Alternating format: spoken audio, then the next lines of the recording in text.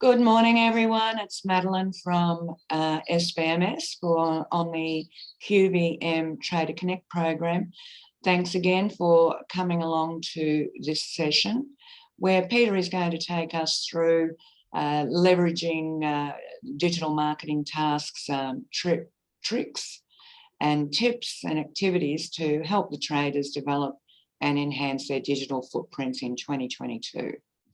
In this particular session, there have been changes to Google Analytics, and Peter is going to take us through those changes and how to work with it. So over to you, Peter, and thank you very much, Peter, for coming along and doing this session for us. Pleasure, Madalen. Thank you. So in the last sort of 6 or 7 months, or probably longer since I've had some involvement with QVM, and the Queen Vic market, we've covered a lot about the Google ecosphere and about keeping up with Google, and I've tried to find simple ways to keep you up to date. And it isn't always easy. So last year in December, I invested time in recertifying my Google Analytics training. And actually right now, they've now dumped that entire program and they've introduced something called GA4. So it is a constant job to keep up. And the change to GA4 only happened this week. So I'm going to give you a basic overview of that change and try and identify what I think the key tasks are around making sure that you don't have any loss of information in your business and that your applications all still work properly. So really it's a bit of an introduction to GA4. And what I'm going to do today is I'm going to actually toggle between tags, because I want to show you a short video, and if I try and start the link from within the presentation, it then requires me to log back into a new application, etc., etc. So bear with me while I shuffle between tags at a couple of key points during the presentation. It's just the easiest way to accomplish the goal that we've got to achieve. So thanks for the invite, Madalen. And it's July already, and it's midwinter. And what I want to talk about, as usual, is just a little bit about what's in the Traders Bulletin. As you know, I'm a bit of a fan. I think they do a good job in terms of giving us lots of social media content and lots of things to talk about and help us to engage us with our clients. So I'm just going to cover a little bit about that. So obviously, there's two things that pop to mind straight away from the Trader Bulletin. One is that they're offering a discounted parking offer. $2 might not sound like a much, but if you're spending $5 on parking, it's a chunk of money. It's also just a way to encourage your clients to come in and to re-engage with the market. We've got new car parks that have been developed, so you're not necessarily all outside, and it's a good excuse just to go out there. The other thing that's coming up is the Mella Festival, which is an Indian-based festival, and if you've been following the census, you'll know that the people from South Asia are the fastest growing demographic group in Australia since the last census, and Melbourne is where it's all happening. So those are a couple of good things to talk about and communicate about with your clients.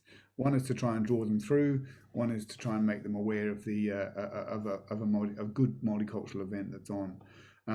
Indian events are always noisy. They're always colourful, and they're always a lot of fun. So the craft market has been extended, which is fantastic. It's now on right to the end of July, and the winter night market is still on, and there's also a mushroom festival. So there's something based on craft, there's something based on food and entertainment, and there's something based on produce, right? There's a parking opportunity, and there's a festival coming up. So there's plenty to talk about. You've got 4 or 5 posts there for your social media. If you want to split them between LinkedIn and Insta and Facebook, then go ahead and do that. If you want to put some of them in your EDMs, go ahead and do them. There's some great photos that you can download free on the Trader Bulletin to support that. And last Sunday's festival, which was the Classic Cars and Rockabilly Festival, was enormously successful. There's a huge turnout of people for that in the top end of the market, which has, to date struggled a tiny bit, and it was great to see lots of activity. So these events are successful, and if someone's there, remember to draw them down to your stall to engage with them. So other things that are still on, obviously anyone with children will tell you that school holidays are still on, and people parents are always looking for something to do. So don't forget to remind them to come to the market, and you can tag that in with the parking deal.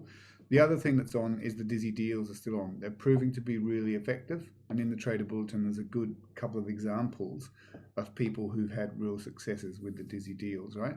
And that's in food, it's in general merchandising, it doesn't matter where you are.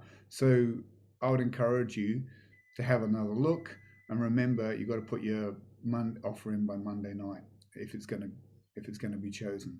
So if you get rejected, don't worry, have another go.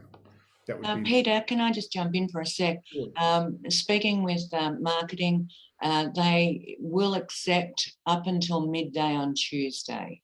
Right. So, yeah, so you've got that little bit of extra time.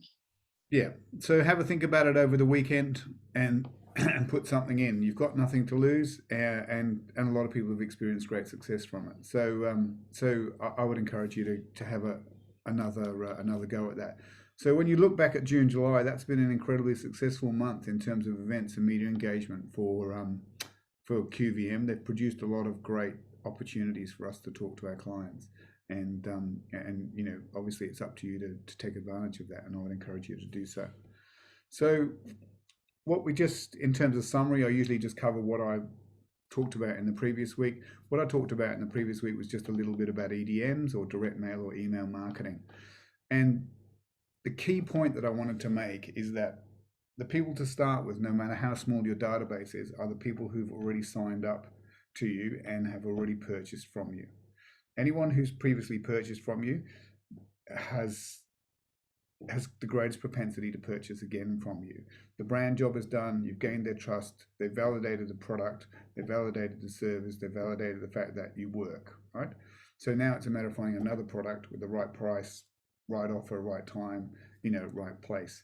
So the main thing is to get started and to keep communicating. And the other thing, this is a good one for particularly if you're on the Dizzy deals. Send an EDM out, trying to get them to come to you on a Thursday for that special price. Right. Yeah. So the last point on that was just really that when you make an in-person face-to-face sale, one of the difficult things to do is ask people if they want to sign up to your mailing list and receive any offers. But you've got to do it, right? Just remind them. If you like the product, please follow us on Facebook, follow us on Instagram, and if you'd like, I could sign you up right now to our newsletter marketing deal. That's the only way you're going to grow your database on a face-to-face basis. So you have to ask. You've got to ask for the sale in many cases. You've also got to ask for the marketing content. It's all part of the business of growing your database. So be confident and go for it. So there's a big change that's just come around, right? It's a big change.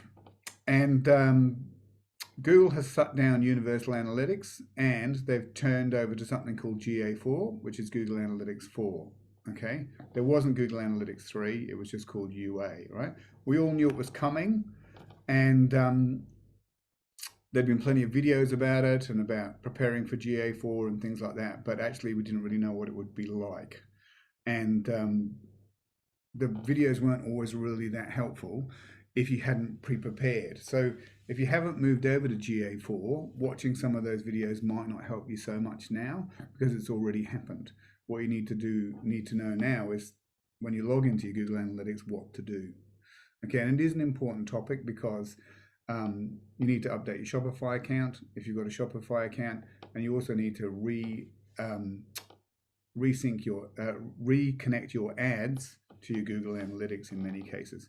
So there's quite a lot to do, and all I'm going to do is cover the basics now, and then as QVM, the best thing to do is to seek a one-on-one appointment and go through it and make sure that you're appropriately connected and that you've covered all the bases, and that your shopping cart and your Google Analytics and your Google Ads, if you're running them, are all talking to each other.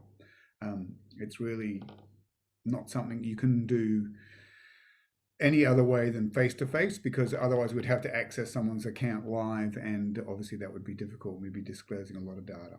So I'm going to cover as much as I can today, but really if you get stuck, then make an appointment and get some help.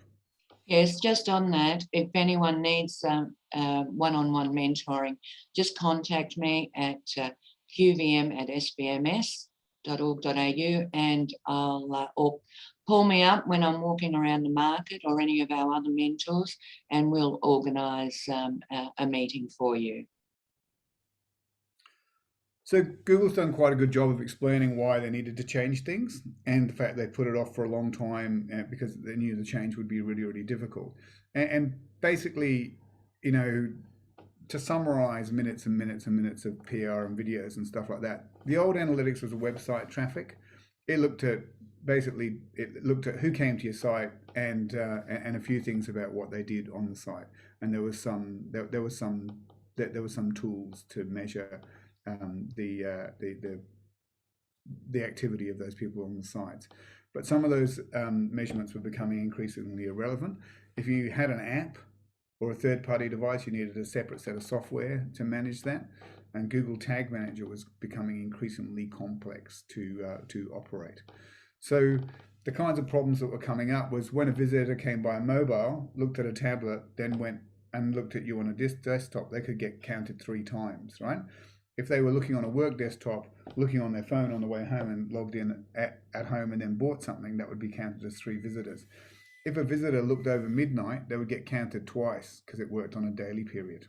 Yeah. And so some of the stats were a bit wonky, but you know they represent the fact that how the product worked when it was initially founded. The other thing, which was probably, from my point of view, most annoying, was the bounce rate.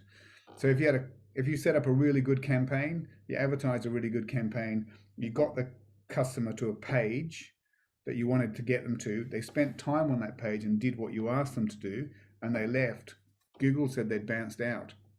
So they classified them exactly the same as someone who opened your site, didn't like it, spent a second there, opened it by accident, found it wasn't for them, and bounced out in 1, 2, 5, 10 seconds. So the person who was there for 20 minutes and did what exactly they wanted them to do and spent 20 minutes on the page got counted in the same way as someone who was a dud. So they've eliminated a lot of that kind of stuff in the new application GA4. The other issue is that lots of countries now have different laws, and this was becoming problematic for Google to try and manage all the different jurisdictions. What they've done is a big move, right? They've basically finished UA, and you've signed up for Google 4, GA4, and some of your data isn't going to carry over. That means when you log in, they might ask you to upgrade, and there's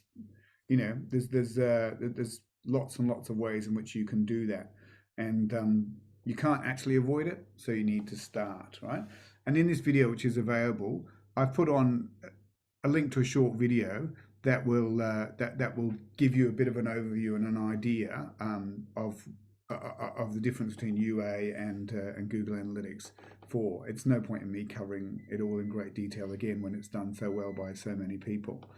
The key difference, just to boil it down, is the new system is completely customizable, which there's a set of default reports. I suggest as a new user you just leave them there and work with those, but you can customize absolutely every aspect of this new system. And it's not traffic based, right? It's event based. Okay, so Google's now measuring events, and I'll talk a bit about them in the next screen.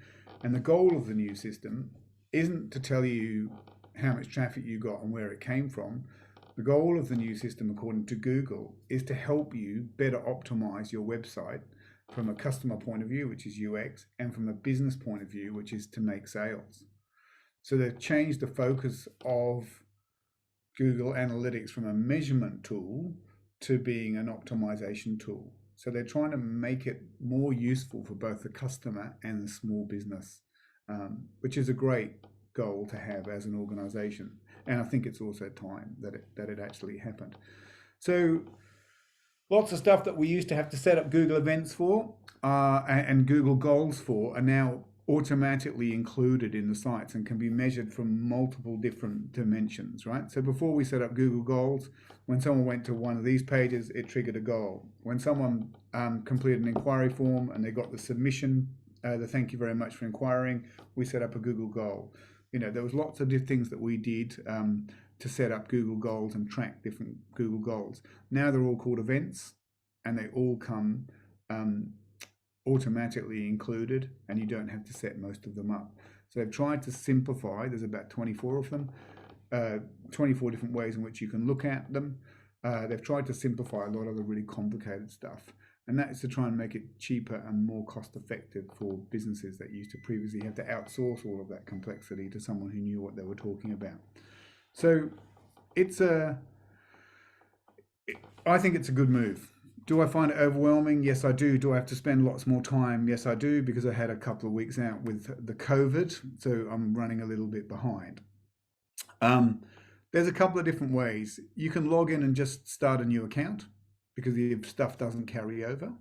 You can log in to add your admin if you've got an account, and you can add a new property. And you can also, there's another way in which you can upgrade your account, right? What I'm going to do, rather than showing you reams and reams and reams of screenshots, right, is to show you a short video from a training course that I did, right? So this is one of those points which I'm going to toggle between browsers. So if you get disconnected, wave at me, let me know that the screen is no longer sharing. The key piece of information that you want as a business owner is to know what the measurement ID number is for your account, because that's what you've got to put in Shopify, and that's what connects your Google Ads up. So that's just something to be looking out for, your measurement ID, and on one of the screens it's in the top right hand side. Copy it down and put it in your notebook somewhere, save it in your phone as a phone number, just so you know what it is. Right, so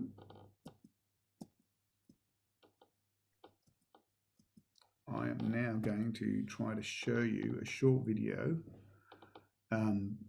from a Lydia training course on installing Google Analytics. Okay, so it's 3 minutes 29. Ways to install. And I won't make you watch it at a fast speed, which is how I watch all of my videos. Okay. Google Analytics 4, depending on where you're starting from. Now we'll assume that you do have an account, either existing or brand new, as we showed in the prior video, but from there we can go in 3 different directions. First is that you might want to use Google Tag Manager. In fact, for many people I recommend that way. If you're sure that's you, or if you already have GTM installed, you can probably skip this video and head to that one instead.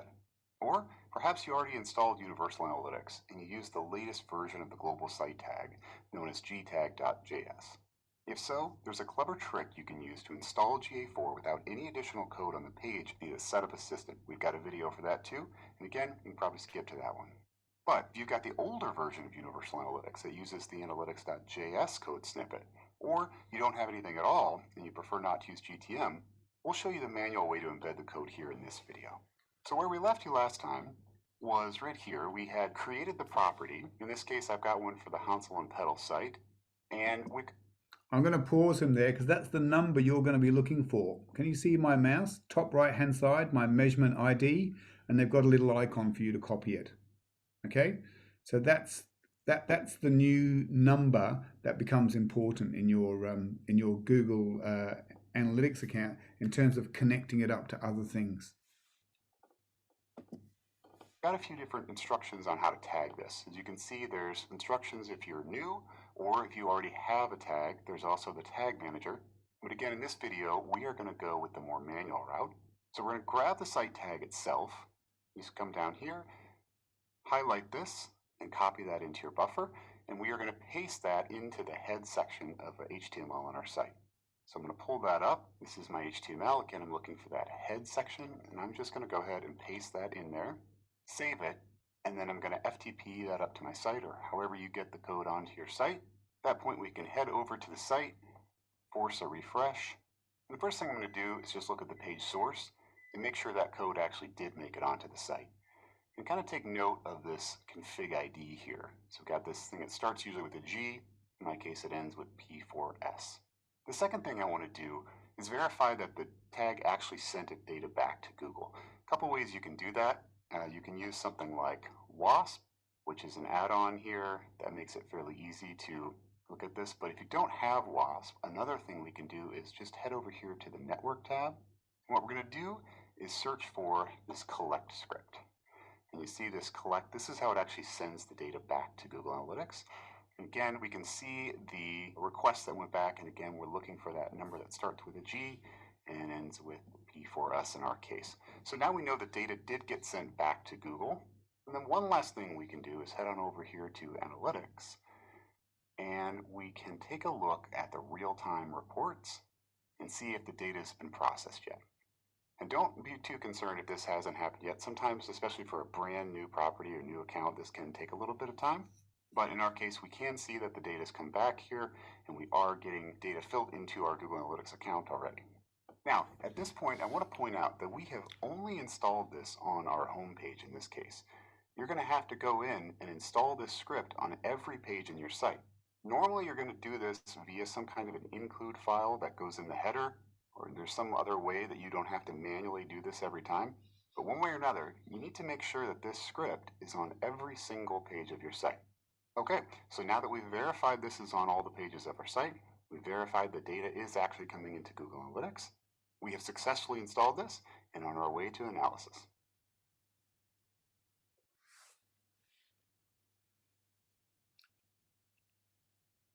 Okay, so we've looked at the manual. Okay. So I'm just going to go return back to the to my normal to the presentation again, and just give you some summary as to where we're up honestly, to. I don't recommend for most people. A better way to wait 1 second.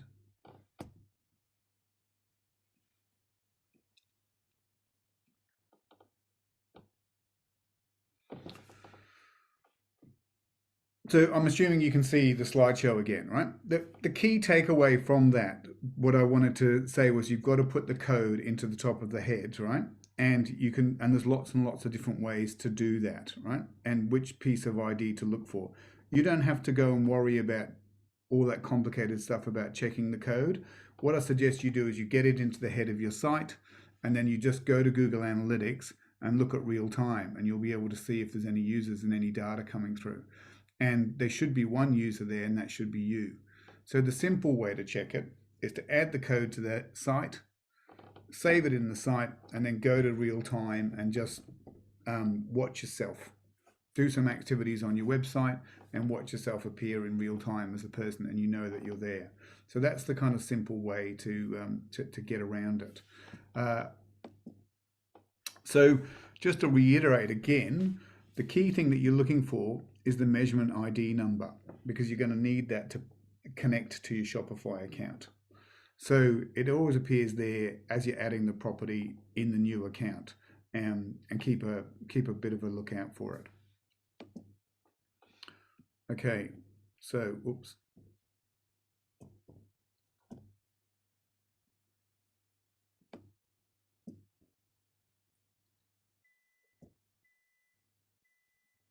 So I've just got to move a couple of things around as we've come out on the top of the presentation. Okay, so you need a copy of the ID for your Google Shopping account. You need a copy of the ID to reconnect your Google ad campaigns, and you need the Google Analytics script in your header.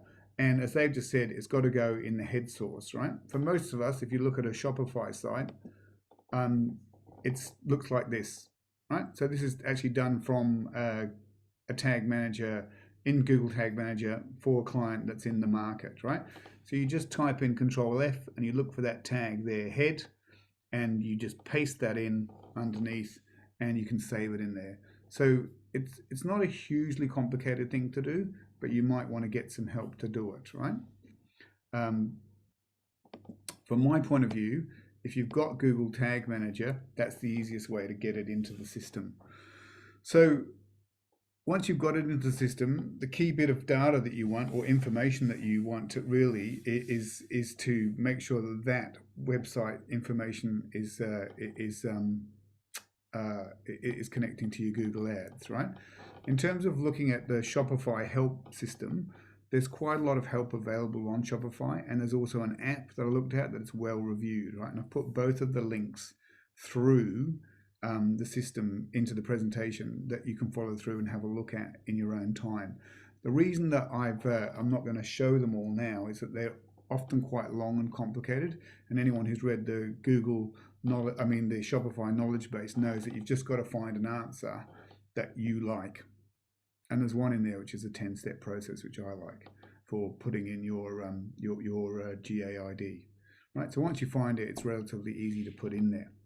So what I want to do now is I want to log into an old account for a site that's not working, and I want to see if it's possible for us to actually do this and upgrade to Google GA4 in real time. So this may or may not work. As a property, the website itself is actually closed down and the brand is closed down, but I still have access to the old analytics account. So again, I'm going to flip between browsers.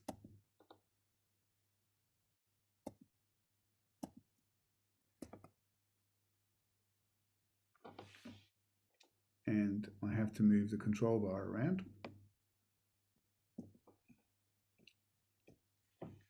So what I've done here is I've gone to the site of an old property that I used to manage, and I've accessed their analytics account, and I've gone down here to admin.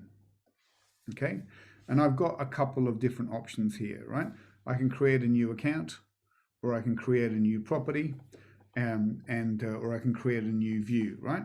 But they've also got this useful little thing in there. If you've got a UA, Universal Analytics account, that's what he was talking about when he talked .js this and gtag that, you'll see this little setup assistant. And again, I'm always for keeping it simple, and I would just follow the bouncing ball. Google's pretty clever, right?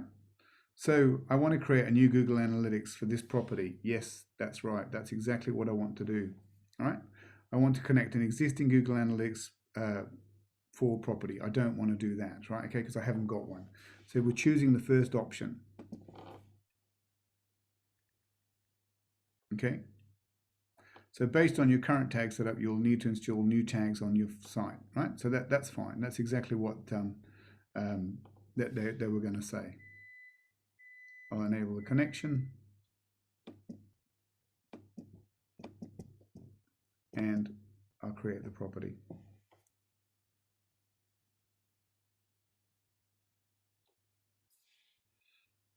Okay. Oh, well, let me scroll down.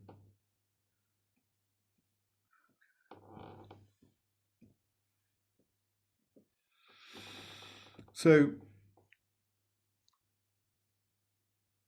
I'm going to my GA4 property.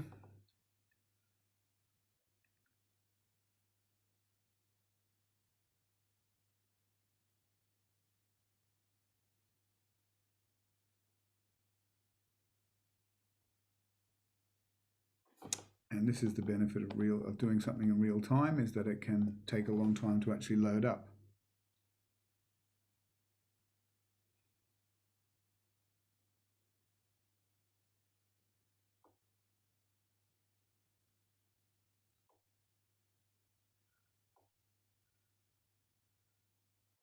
Okay, so it gives us a tour, which is a useful thing to do. It's going to give us access to our property settings. It's going to allow us to reconnect to our Google Ads. So it's going to give us a whole system of tasks that we can that we can actually do, right? So, you know, I took a bit of a risk doing this to see if it would work, and it will work, and it is quite simple. So if you've got an existing user account, then I suggest that you log into that account and just start following the bouncing ball, right? I can't go too far into this, obviously, because the property belongs to someone else. But what I can do is just show you the basics of how you go. I know I'm in the new system because this is the search bar for the new system, right? Home, reports, explore, etc., and configure. So that's how you know you're in the new system. It looks different down the left-hand side, and you're looking for this shortened menu that's over there. Okay, so what I'll do is there's 9 slides here. I'll just take you through them. So option number 1, how to navigate to your reports.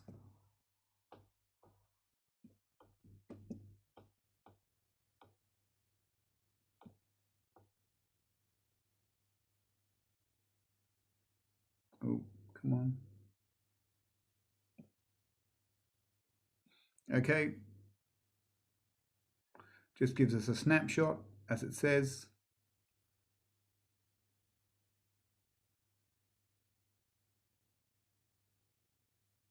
Now, where I like this new system is that this is the stuff we used to look at before, and we had to really know our way around the old Google Analytics system.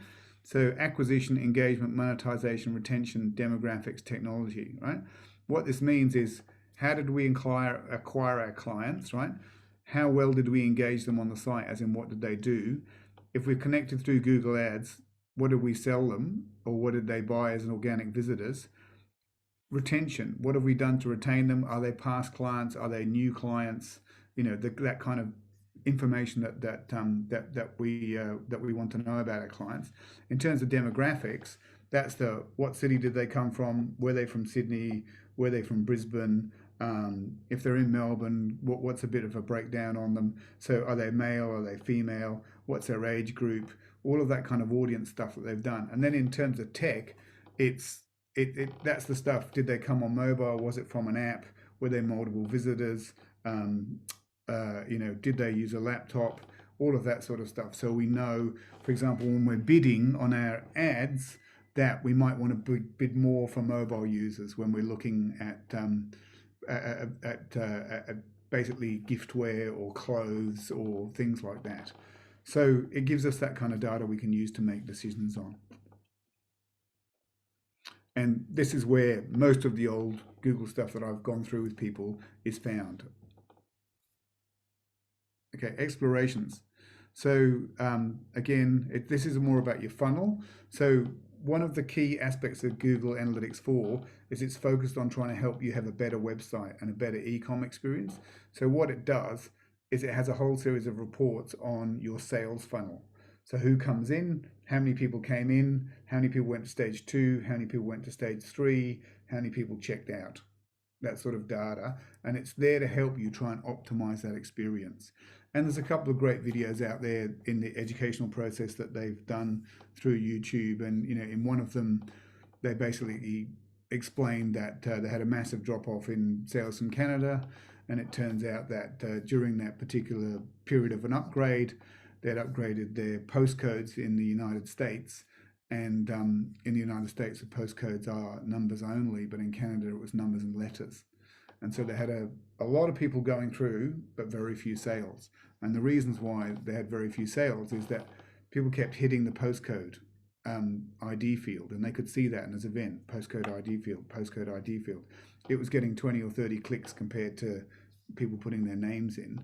And that was because they'd actually made a mistake. And they were able to identify the mistake using the new kind of funnel. So quite a useful tool. Okay, advertising, it's a whole world, right? Most of us have used Google Ads, and we've looked at the results both in Google Ads itself, but also in Google Analytics. This is just your new performance. It's slightly better, it's slightly clearer, it breaks out the social media in a bit more detail. Okay, and this is where you can go to customize the product. There's a big emphasis in analytics now in trying to create a single version of analytics, which contains lots of aspects of what used to be premium versions of analytics and functionality that people used to pay for. And they've realized that some people make a sale a day and some people make hundreds of sales a day. And some people offer a service and some people sell a product, and that they need different kinds of reports. And so they allows you to configure your funnel differently, because if you want people to come to a talk, or you're a real estate agent and you want people to come to a presentation, then the kind of information that you want to collect and the way your website works is very different from a market trader who might be trying to sell hoodies, or might be trying to sell shoes or Ugg boots or gourmet products. So they allow you to configure the product It's less of a one-size-fits-all scenario than it used to be. Okay, admin section, obviously that speaks for itself. It's where we do most of our work, and it's where we go to find our number so that we can apply that to third-party applications. It's where we go to invite guest account users. If you've got someone like me who's going to be looking in your account, this is where you go to invite me. And lastly, they've got a decent help section, and the help section on Google at the moment is very good. They've broken down the GA4 section into really small bite-sized little articles that you can that you can spend time in. And one of the reasons why I decided to show a little bit of a short video and put some links in there is there's so much content to cover. It's really, and it's not all going to be appropriate to everyone. So it's really about getting into the nitty-gritty to help yourself and find out what your situation is, or to make an appointment so we can help you. So that's really all I really wanted to cover, to tell you that it's there and it's not going to be that difficult, especially if you've got a Universal Analytics account. My experience of people in the marketplace at QVM is none of them have the old Google account. They've all got Universal Analytics accounts because most of them have gone online in the last 3 years. So the upgrade should be as easy as logging into your account and clicking on the assistant. So I'm going to stop it there for a second and go back to the presentation. So I expect there will be either no questions or lots of questions, because I've covered a lot of ground really quickly and in a kind of unusual fashion for these kind of seminars, right? And I haven't really talked in any detail about Google Tag Manager. So in summary, what I'd like to say is log into your Google account and see what's there, and go down to admin. When you get there, it's the bottom left hand side, and update your account to GA4. Okay, when you're in GA4, what you've got to do is get the little number that I talked about on the top right hand side, but also you've got to generate some code to put in the header. Now, once you've done that, it's about getting the code into the header, and the easiest way to do that is through Google Tag Manager. And so that would be my recommendation, but I would need a whole lot more time to explain to you about Tag Manager. If you don't have it, you need to sign up for it and start getting used to using Tag Manager. And if you've got a third-party person that helps you out with your website, just say to them you want to make sure that you're upgraded to GA4, and ask them if they're using Tag Manager, and maybe start to have a look in there. All right, so I'm going to hand back to you, Madalen, to try and help me wrap it up, because it's quite a complex topic. It can be very complex, and certainly there's a fair bit of work that has to be taken to make sure that it's all running efficiently. And, you know, it's hard to get your head around something very technical at these times. So, you know, we're here to help. So please feel free to contact us, and we'll put you in touch with Peter and get him to have a session with you. And Peter, you'll be able to take them through step by step. And I think that sometimes we just get caught up in how do we do it, and the best thing to do is to just pretty much have someone there showing you the way. So, and Peter is the best person to do that with you. On that note, I'd like to thank you very much, Peter, for once again doing a great presentation, and for your support to the traders. And we will see you again on the first Wednesday of next month, and with another topic or an extension of this one. But with every session that we have, Peter and I plan out what we should be discussing with you at that time, and we hope you are enjoying them. So thank you very much again, Peter. It's my pleasure, and I think that we'll know a lot more. This is day 6, and I've been back at work for 2 days, and I think that will become increasingly easy. And over the next month, Google will iron out any existing problems that are there. If you want to turn up to a session, remember to bring your login to your analytics account and to log into your Shopify account. Because otherwise we can't make much progress with them. So just by way of preparation, bring your laptop, and we'll go through it. The other point as well is it's not limited to Shopify stores. No, You can put it in the header of a WordPress site, HTML site, and also Wix. So, even if you have to add an app to be able to do it, but it should be on every website. You're right, and on that particular note, right, I should say the reason I was focusing on the Shopify is that for a lot of people are using the dynamic Google ads, where they actually have loaded their inventory into the marketplace with Google, and so therefore that connection is more vital. But whatever your site is, as you said, Wix, WordPress, whatever it is, Square, you need to have the Google Analytics code in the head of the site. Yeah. All right. Well, thank you very much again, and everyone, take care. All right. Thanks, Madalen. Thank you.